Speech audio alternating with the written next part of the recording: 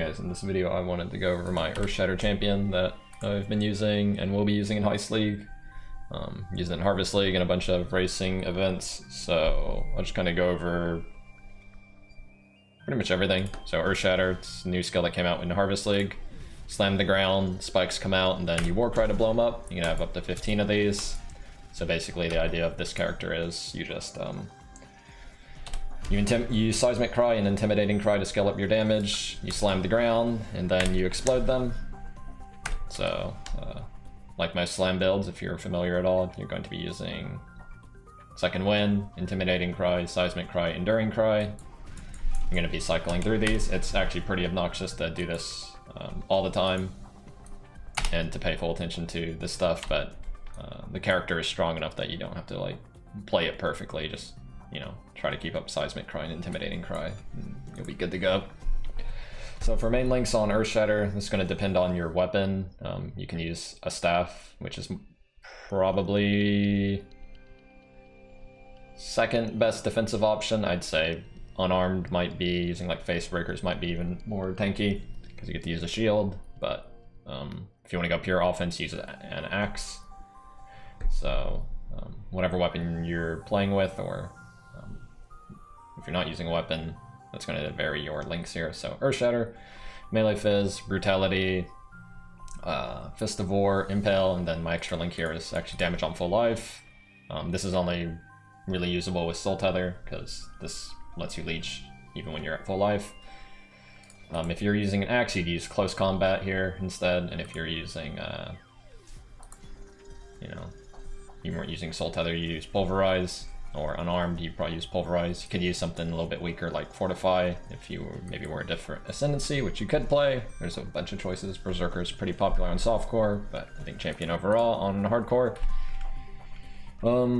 Other links are going to be like mobility skills, your standard like leap slam stuff, your auras. For auras on this character, priority probably is Flesh and Stone Maim combo, followed by Pride. These two are going to give you a crap ton of DPS, and then anything else extra you can fit in. You don't have to fit it all in immediately. Blood and Sand, Dread Banner.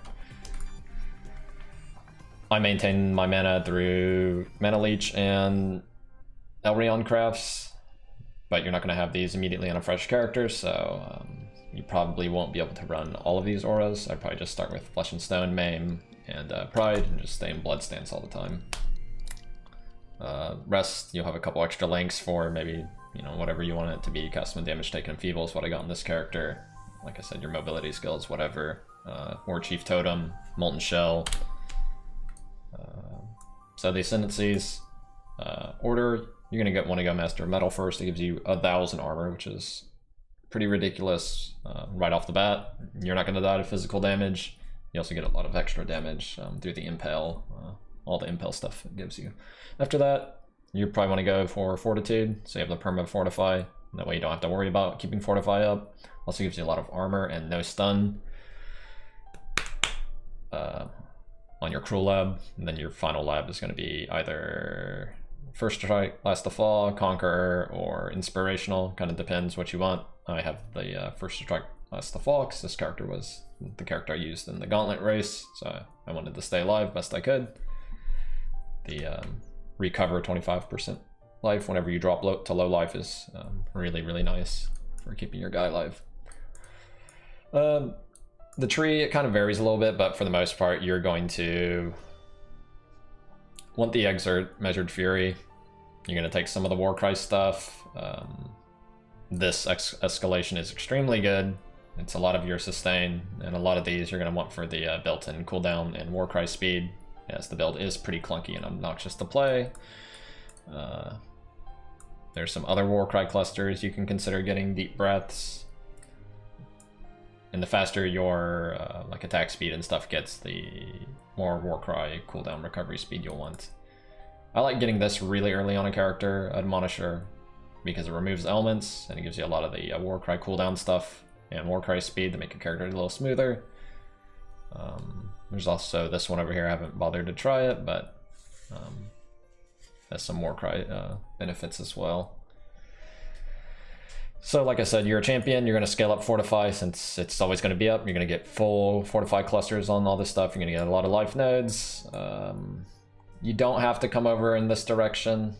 This is like in-game kind of min-max stuff. I'll leave a couple POBs because I have a bunch of these characters made. You can see them with like no gear, what they look like, and then obviously this is high-end gear.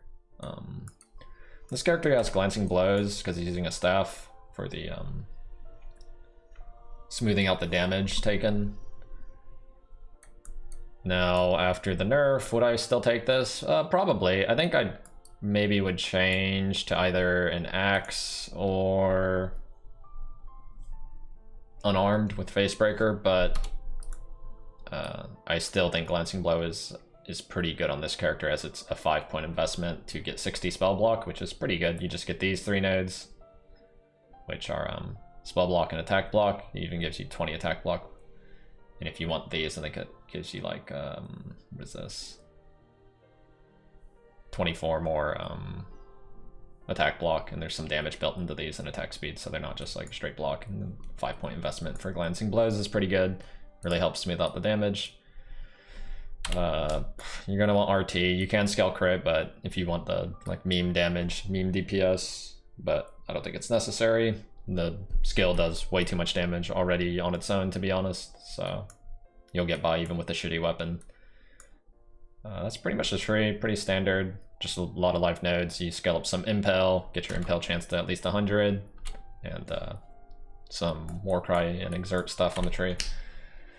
That's pretty much it. Flask, Lion's Roar, unique one. Other than that, you just get the stuff that you need. I went with the Granite Flask to really stack up the armor for the Molten Shells. 24k armor.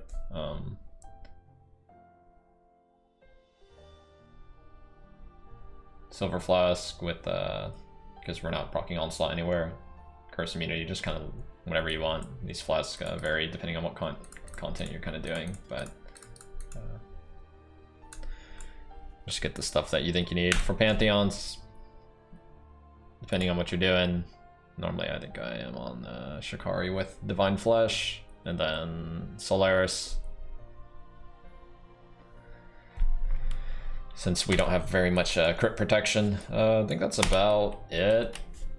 This character is going to be really strong in Heist right from the start, so if you want to play one of these, it's definitely the strongest melee character. You can do it as a Berserker on softcore if you prefer. It's definitely faster overall, but a lot squishier. And that's about it. Thanks for watching.